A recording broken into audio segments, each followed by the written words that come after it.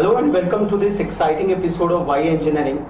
Today we have with us two very eminent personalities who have got very exciting backgrounds in their own right. We have with us Professor S.K. Garg, who is the Honorable Pro Vice Chancellor at the Delhi Technological University.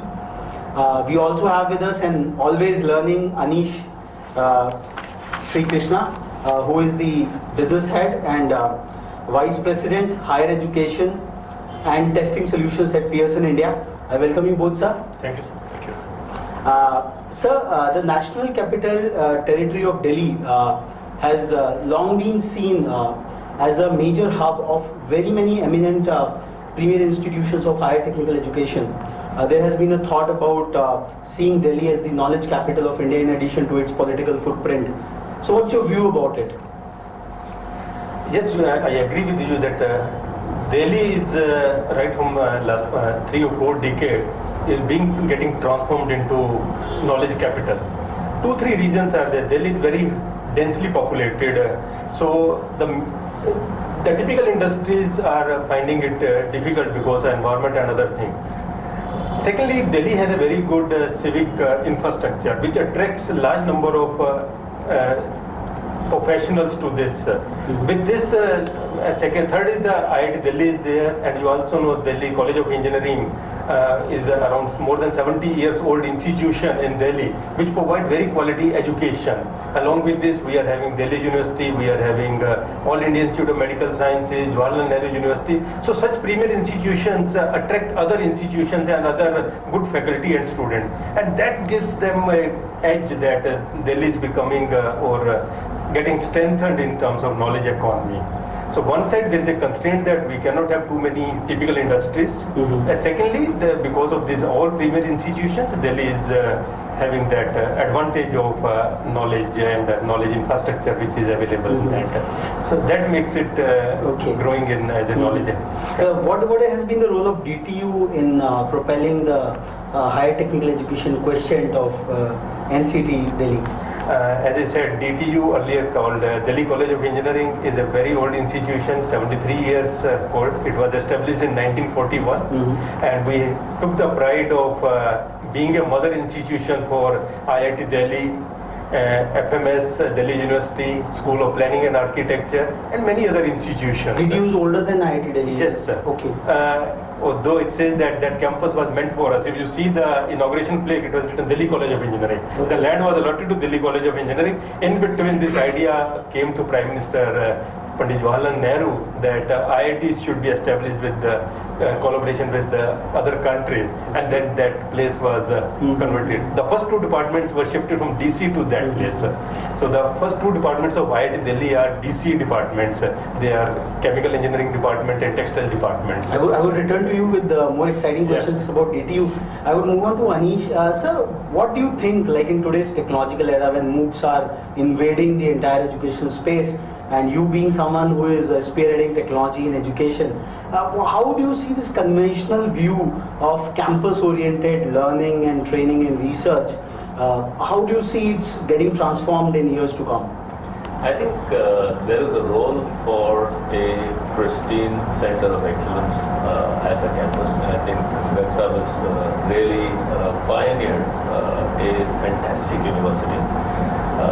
As we go along and as the country explores its horizons and it looks at achieving its GER goals, taking the current enrollment from some 2 crore people in higher education to about 4.5 crores by 2022, we will be forced to look at options that go beyond physical infrastructure.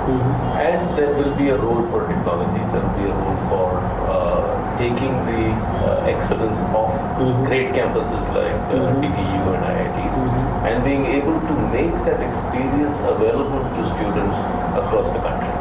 And this is the area where Pearson has done a lot of work and will hope to do a lot more work in India, because we believe fundamentally that the access to education has got to be universal and it has got to be affordable for India to achieve its dreams.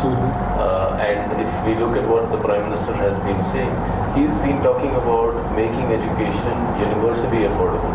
He's talking about creating centers of excellence across many, many more centers in India. So while the cities of Delhi, Kharagpur, Chennai, Mumbai offer the first sort of seeds of excellence, I do believe that there are possibly room for 100 more of those, and there is a room for 1,000 more virtual campuses across the country, and that should be really the space where we have eminent campuses and eminent professors within those campuses contributing to taking the experience forward. So one of the initiatives that Pearson has been partnering with is an effort to take the teaching that is available within the premier IITs of the country and make them available via the Ministry of HRD's initiatives across broadband connected campuses across the country. So we have the content, we have the e-learning platforms, the e-books and so on. If it is interspersed with great teaching by professors from these great centers of excellence, we believe that we can really take knowledge and make it available in a universal sort of way. So I think to answer your original question, there is a role for both to coexist, but I think as our country grows in ambition and as it grows in its own aspirations, we will need to universalize the availability of this learning. And, Expanding the access of higher technical education, it goes without saying that technology has a major role. Sure. What do you think about enhancing the quality of the same? Because there is a lot of this deliberation, debate about access versus quality, because our higher technical education system has expanded tremendously in the last 1.5 decades. I think it's in many ways a core problem that we have to find a solution for very quickly. Because while we have the great centers of learning and excellence, we also know that these are very few in the country. And if you look at the 4,000 engineering colleges that are currently in the country, more than 3/4 of them have come up over the last 15 years. And even perhaps, I'm not sure of the percentage, but perhaps more than 30% of them have come up in the last 5 years. Obviously, there is a gap in the quality that can be delivered in institutions which are so young. I think there is an opportunity there which technology can also help bridge. And I think the MHRD and the IITs are seized of this problem, and they're already thinking of opportunities. So I was at a seminar of the MHRD in Bombay, where the director of the IIT Powai is actually looking at live streaming lectures done by IIT professors across the country. And for the first time, he's actually looking at ranking the professors in the order of their teaching excellence. It's a hitherto never before done thing in Indian engineering, where the student has the choice to pick which professor he wants to learn from based on the time of his or her lecture, which I think is fantastic work. A lot more needs to be done if we have to capture the attention of the students across the country in terms of improving the quality of those videos, in terms of bringing in some interactivity, which is again something that companies like Pearson have perfected in other countries, wherein online teaching and interactivity on a two-way basis has been achieved on a 1:40,000, 1:50,000 basis. Professor Garg, you have been a very seasoned academic and you've seen the growth of a very fine institution. What actually defines the quality of higher technical education? It's quite an abstract word. Would you like to throw a bit of light on what does a quality institution comprises of? When you say means it's a good institution, what comes to you? That is the good thing. That is quality. For less like any other product. When you see from the institution point of view, the two soft factors are you should have very good faculty and you should be able to attract good students. So if you are having these two components in place, then around that you can build the other facilities. When Anish is saying that 3/4 of the institution came in last 10 years or 15 years, why they are not able to have a quality institution because of their lacking in both the aspects. They are not able to attract good faculty or it is not available. Secondly, large number of students means they are able to attract, they are not of that quality where they can create a brand for the institution. Along with this, then you have to create the ecosystem around that. When I say ecosystem, you should have good classroom teaching, give them opportunities to innovate. Like in my university, 30 to 40% time students spent in the classes, rest of the time they spent in their peer learning. Large number of innovative projects, large number of publications, research. At undergraduate, student entering in DTU in first year, he came with all kind of excitement and joined some of the teams. We are having 20 or 30 working teams who competes in international competitions every year. So it's a big excitement for a student when he comes and he has a dream that I will create something and then I will take it to US and compete there. So that kind of a challenge they come with. And that can attract the good students. So that ecosystem can be created in any institution. It is not geography specific, it is not doesn't require much resources also. But you have to give them that freedom, you can give them that kind of mentoring that is required in this case. If you see any good private institution, they are having very good building, very good furniture, best of the computers, everything, but they lack in good The core faculty. you are saying is the faculty and the students. And which the is the students faculty. can, you will be able to attract faculty and students only if you create this kind of an environment where they have something challenging to do in that. Achha, just, Classroom teaching, any student can attend the class or any teacher can deliver a lecture. But that challenge is involve them or to excite them or inspire them to take something which is challenging. So where do you see DTU vis-a-vis IIT Delhi, which is your daughter institution? You said that you... No, now the kids have grown much. So what has been the dynamics behind IIT Delhi taking much forward than DTU per se? One is by structure, means it's a central government and all kind of financial supports and other things which came to, and they have a, means UK also supported that. And so this is one. Their grants and other things are 10 times more than DTU. Because this is a national institution of national importance, and like So that grants help to create the larger grants and ecosystem. then all kind of other things which are the focus was there on technology development and other things on that.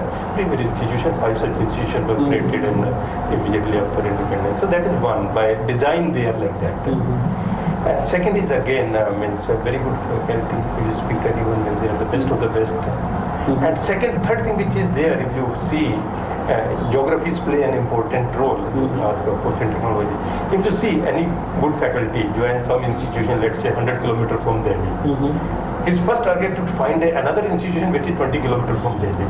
And then he tries to, third change to land up in to The heart of Delhi. the city. And then from there he will further try to land up in IIT. So this is a natural flux.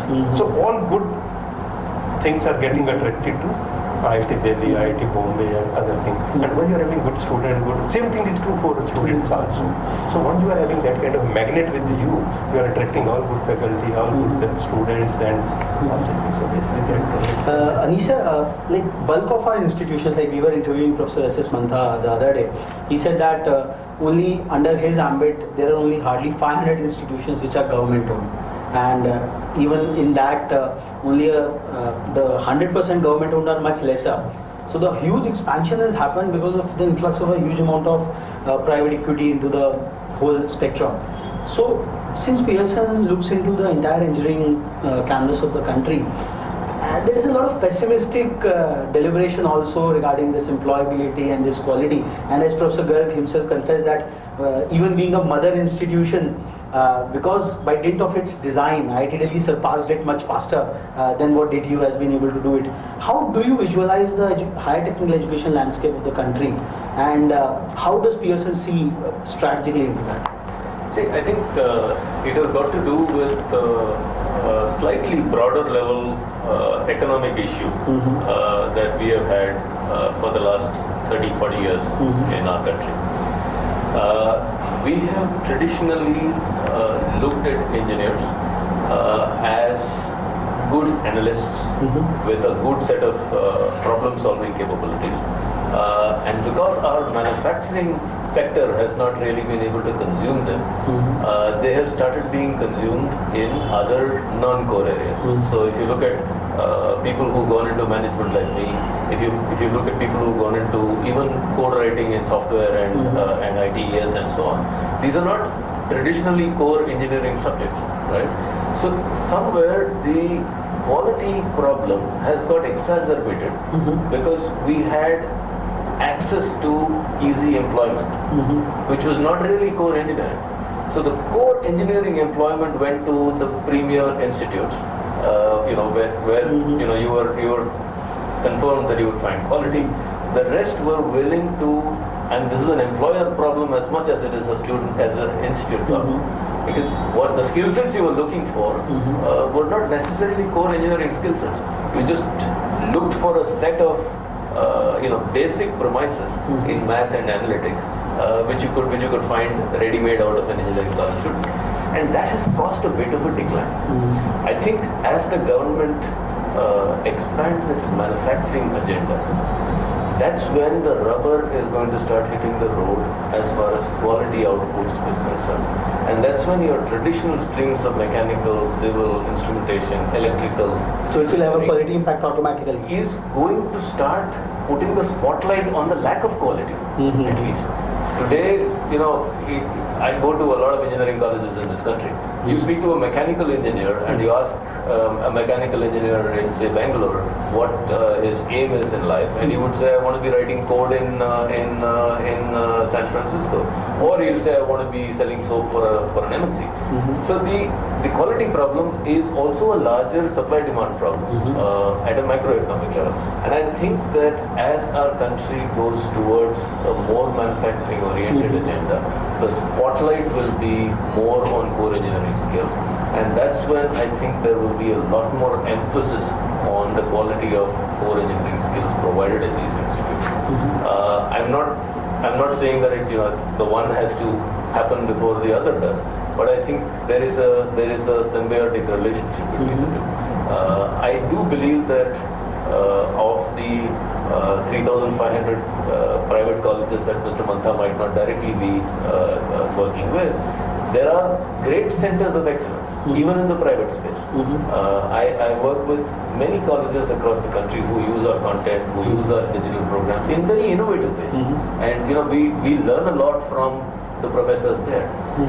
But as in any sphere, there are centers of excellence, and then there are slightly dark spots around them, which hopefully the market will reject or accept as it goes. We are already aware of many colleges shutting down because of lack of quality, because of lack of So that much of this quality perspective, what Mr. Krishna was talking about, it's also about the perspectives in a center of excellence like IIT Delhi or DTU or something, where you expand the horizons of the students to a larger extent. How much of the core technical subjects, the actual classroom teaching, and how much of the larger ecosystem which is developed around contributes to the quality aspect? They are very important. The atmosphere which you are providing, the environment which you are providing to the students is very, very important. I think just before taking this, we need expansion. There is no doubt. In the last 1.5 decades, the expansion which have taken place, many people question that also, why you have having so many engineering institutions and why so many seats when they are unemployable or quality is not good, teachers are not there, and like that. But we need that. We were lagging behind that, and after opening the economy, we have allowed this sector to be open for private sector. That was the need of the hour. And now we need one more intervention at this stage. Once you have increased the quantity aspect, now you improve the quality aspects. And this is where again certain kind of policy decisions are required to improve the quality of these institutions. Otherwise people will lose faith in the engineering education, as we are saying that not much is there, not employability is there, institutions are not good, or they are not providing quality. So for this 2-3 initiatives need to be done as one is through technology, because finding a good teachers, in my institution there is always a shortage of faculty. In IITs also we say there is a shortage of 30%, 40% faculty. In good institutions they are not able to find, so how can you expect a institution which is not having much civic interest, other things will be able to track it. This is where the technology can play a very important role. Through digital technologies. You will be knowing, or I would like to inform the audience also, that two very great projects have been started by Government of India. One is called National Knowledge Network. To some of the institutions, they provided 1 GB internet connectivity, and that is by which you can get the lectures from IIT professors. Not only that, even Harvard and MIT lectures you can straightway get and bring it to the classrooms. Government of India has done the work. They have provided to my institution also 1 GB networking. Now it is a responsibility of the institution to how best they can use it. Even we are not able to use it to the full extent. There is a large potential available to use this technology. Similarly, another is NPTEL. It's a Ministry of HRD initiative. IIT professors have created large resource material on many subjects. All 40 hours, 50 hours of content. If some students or teacher can first learn that and then take it to the class, that will solve the problem of quality teachers and other or in the process we will create good quality teachers. But somewhere hand holding is not there, or some system is required. You have created the material, now it has to be taken to the stakeholder. So that part is missing. In my institution, Delhi government has set up EduSet Studio, from where we are broadcasting and all, I think 35 hubs are there, 35 institutions are having classrooms to receive that signal. But hardly anybody is doing that. So that last mile connectivity, last mile efforts are missing in this technology domain. And same thing, maybe you may be feeling you are having good content, sir, and you want to take it to the, but somehow it is not reaching. What's the level of acceptance of your programs? Like you have been having much larger footprints into the market. How the market is responding to it? I think at the student level, the acceptance is very high because of one simple thing, because the student is far more conversant with devices and technology than in many cases the teaching community is.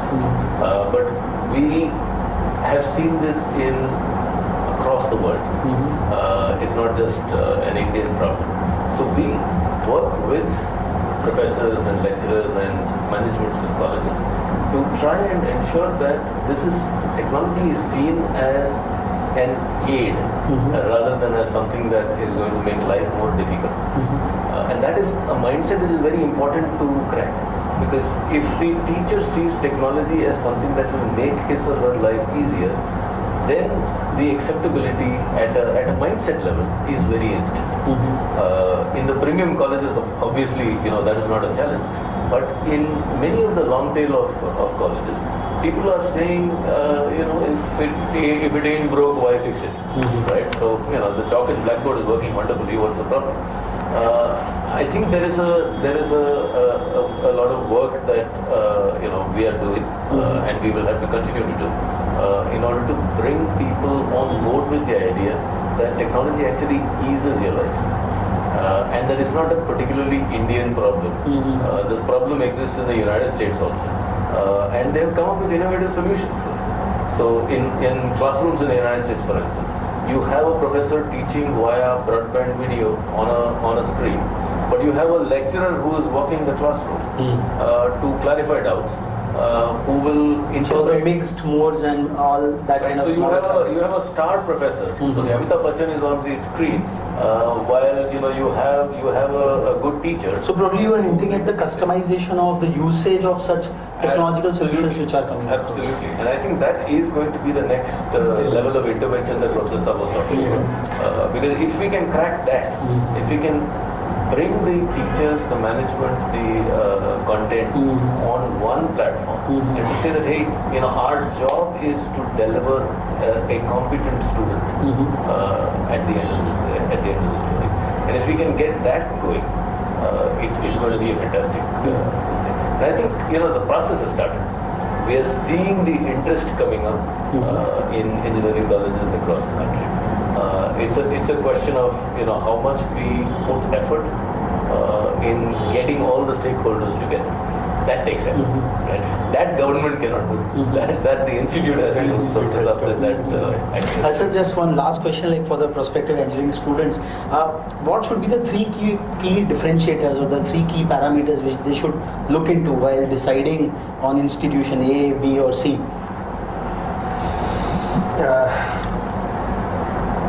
Obviously means you have to see what is your passion.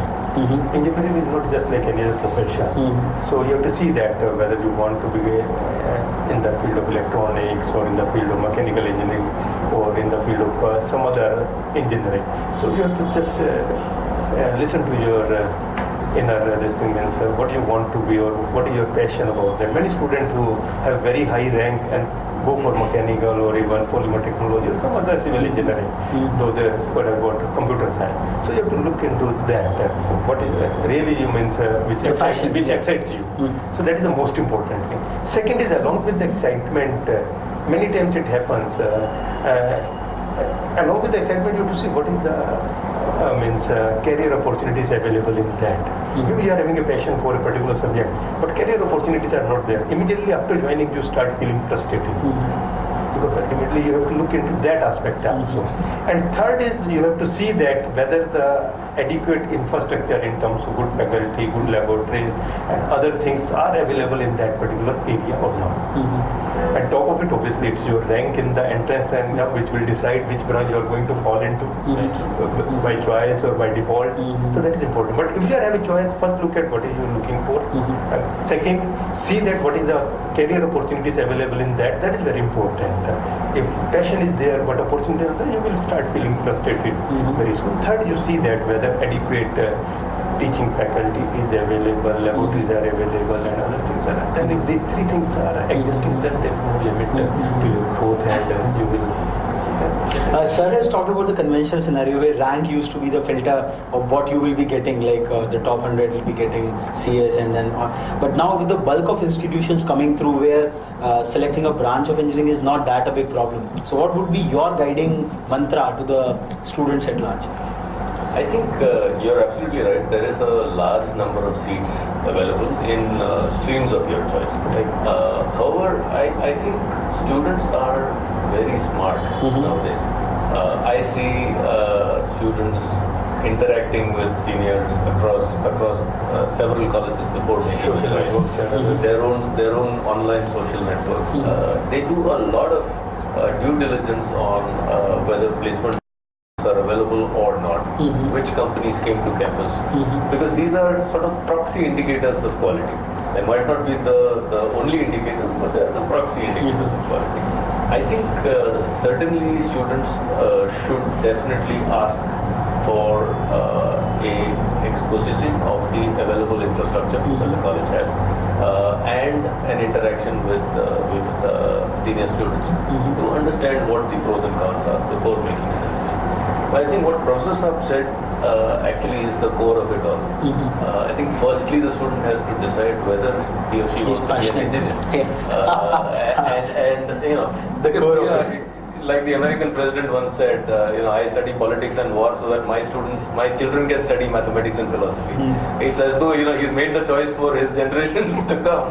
Our society as parents tend to push students into engineering.